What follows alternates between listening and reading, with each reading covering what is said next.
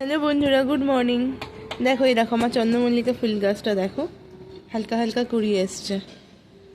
কুড়িতেই কিন্তু ভাল লাগে, ফুটে গেলেই তো ব্যাস সব শেষ। এই যে এখানে হাজারি গোলাপের ছোট ছোট দুটো কুড়ি এসছে। আর এই দেখো এই যে লঙ্কা গাছে, এই দেখো একটা লঙ্কা হয়েছে। আর দেখো এই দেখো জারবেরাটা, এটা কিন্তু এখনো ফুটছে। এর আগে দুটো ফুল অলরেডি দিয়ে দিয়েছে। আর এই যে একটা কুড়ি এখানে রয়েছে জারবেরাটায়। এই দেখো আমার স্ট্রবেরি গাছটা, সবে মাত্র লাগানো হয়েছে, 1 সপ্তাহ হলো।